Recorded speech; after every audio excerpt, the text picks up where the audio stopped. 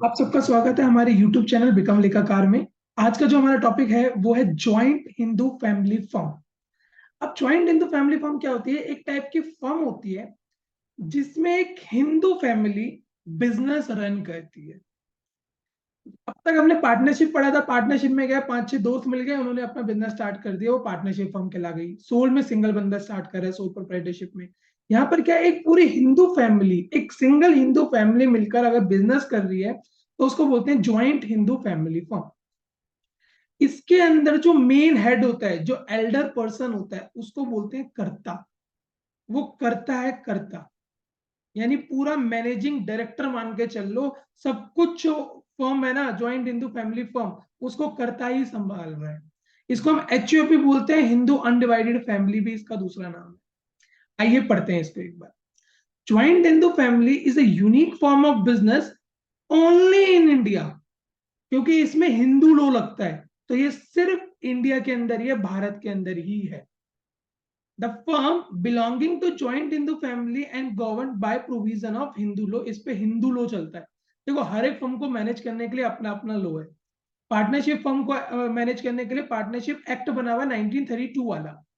Companies के लिए पहले 1956 का एक्ट था, पर वो रिवाइज होकर 2013 का नया बना हुआ है, तो वो 2019 वाला नया है। अब आगे करते हैं इसके अंदर। In Hindu law there are two schools. Mitakshara, हमारे दो होते हैं, एक मिताक्षरा होता है इसके अंदर और एक दया भागा होता है। मिताक्षरा जो है ना, वो पूरी इंडिया में लागू होता है, बस बंगाल और असम को छोड़कर। बाकी पूरी इंडिया में हर जगह ये लागू होता है। इसके अंदर क्या है, देखो ध्यान से पढ़ते हैं।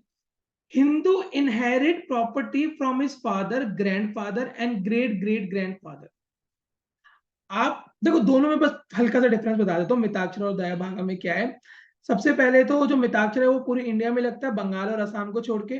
और जो दया भागा है वो बंगाल और असम में ही लगता है, बाकी कहीं नहीं लगता। ऊपर वाले में क्या है, एक परिवार अपनी प्रॉपर्टी आगे, जो भी बिजनेस है वो आगे शिफ्ट करेगा। आगे ग्रैंडफादर से फादर, फादर से फिर आपको मिलेगा, इस तरह से आगे पास ऑन होता रहता है। Even if they are alive, जैसे फादर की उम्र हो गई 60, वो नहीं आना चाहते बिजनेस में, तो वो आगे ट्रांसफर कर देंगे नेक्स्ट जनरेशन। पर दया भागा में क्या होता है, जब डेथ हो जाती है ना, उसके बाद ही आगे ट्रांसफर होता है, और कोई डिफरेंस नहीं। आगे देखते हैं। Thus, three successive generation in the main line, important, main line में ही ट्रांसफर होता है। अभी थोड़े टाइम पहले एक नया प्रोविजन बना, उसमें फीमेल को भी लेके आया है, पर आपको ये वाली लाइन भी लिखनी है। सबसे पहले मेन लाइन में आगे जाता है son, grandson and great great grandson inherit the ancestor property. Ancestor होते हैं हमारे पूर्वज, उनकी प्रॉपर्टीज आगे ट्रांसफर होती है। They are called coparceners. उनको कोपेंसर्स कहते हैं। यानी कि जो नेक्स्ट जनरेशन वो आगे चल रही है ना, जैसे कि सबसे पहले हो गया फादर, या पहले ग्रैंडफादर ले लो, या पहले ग्रैंडफादर ले लो, जो मर्जी ले लो, ग्रैंडफादर मान लो, फिर फादर, और फिर सन, इस तरह से मान लो। ठीक है, तो ये हमारे कर्ता होंगे इस वक्त। इनसे जो आगे जाएगी, और इस वक्त फादर और सन वो हमारे जो कहलाएंगे, वो को पार्सन कहलाएंगे। ये आगे ये कहलाएंगे। यानी कि ग्रैंडफादर जो है, दादा एक तरह से अगर मैं बोलूं, तो वो करता रहेंगे, मेन बिजनेस वही संभालेंगे।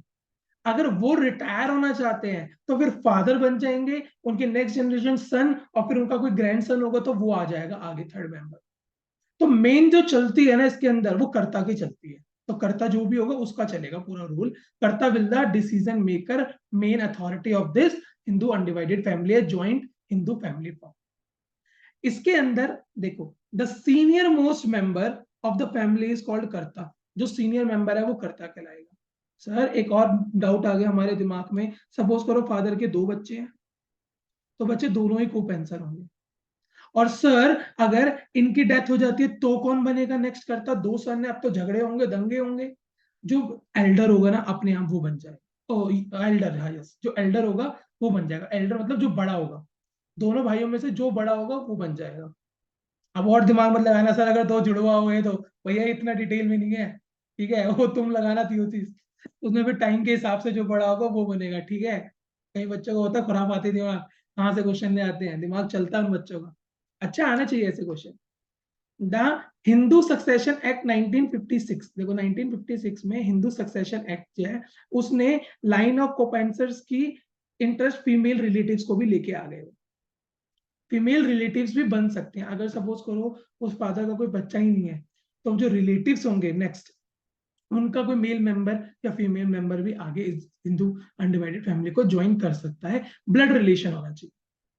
दया बागा, ये बंगाल और असम में ही एप्लीकेबल है, और इसके अंदर सिर्फ डेथ के बाद ही बनते हैं, जो मैंने आपको बताया था, फादर के डेथ के बाद ही बनते हैं। इसके अंदर आप क्या करते हो, सारी की सारी आपके एसेट इनहेरिट आगे नेक्स्ट पीढ़ी के पास चले जाती है after the death of the Hindu. ये फिर सीधा पढ़ते हैं important feature of joint Hindu family, क्या क्या फीचर्स हैं। बिजनेस जो मैनेज करता है वो कौन करता है, कर्ता। Other member can not question the authority of कर्ता, कर्ता के आप ऊपर कुछ भी नहीं बोल सकते भैया, कर्ता इज मेन अथॉरिटी, सिंपल सी बात है। कर्ता किसी से भी लोन ले सकता है, किसी को भी लोन दे सकता है, वो उसकी मर्जी है, ठीक है। द लाइबिलिटी ऑफ कर्ता, ये इंपॉर्टेंट आ गया, important. The liability of karta is unlimited, कर्ता की लाइबिलिटी अनलिमिटेड है। कर्ता अगर लोन लेता है तो उसको सारा भरना पड़ेगा अपने आप, और जो को पार्सन्स हैं उनको लाइबिलिटी उतनी रहेगी जितना उनका हिस्सा है फर्म के अंदर। पर लाइबिलिटी ऑफ कर्ता को अपनी पर्सनल एसेट भी बेचनी पड़ सकती है अगर कभी बहुत ज्यादा लॉस हो जाए, लाइबिलिटीज बहुत ज्यादा बढ़ जाए। पर जो आगे फर्दर मेंबर है, कोपेंसर्स हैं, उनको कुछ नहीं करना पड़ेगा। The Karta has misappropriated the fund of the business, he has to compensate the other co-pensers to the extent of their share of the joint family. अगर कुछ मिसप्लॉट कर देता है तो जो भी नुकसान होता है उसकी वजह से दूसरे मेंबर्स को, को-पेंसर्स को, उसको ही भरना पड़ेगा कर्ता को। The death of any member of the firm does not dissolve the firm business. आपका बिजनेस नहीं बंद होगा अगर किसी की भी डेथ हो जाती है, नेक्स्ट कर्ता बनता रहेगा, कर्ता कर्ता शिफ्ट होता रहेगा और नए नए को-पेंसर्स बनते रहेंगे। क्योंकि हिंदू अनडिवाइडेड फैमिली ऐसी होती है जो आगे आगे पीढ़ी पीढ़ी चलती रहती है। देख लो ना यार, छोटी मोटी कोई छोले भटूरे वाली दुकान, कोई नुक्कड़ की कोई दुकान, फैमिली बिजनेस चल रहा है जिनका, आगे आगे एक्सटेंड होता रहता है।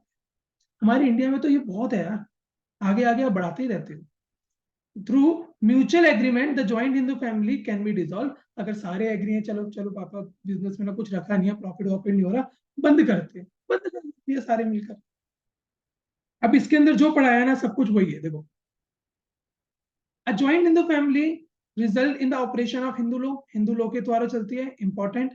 No formal agreement is required to convert the business into the joint Hindu family. आपको कोई लीगल फॉर्मेलिटी नहीं चाहिए हिंदू अनडिवाइडेड फैमिली या ज्वाइंट हिंदू फैमिली बिजनेस चलाने के लिए, कोई रजिस्ट्रेशन कुछ जरूरत नहीं है।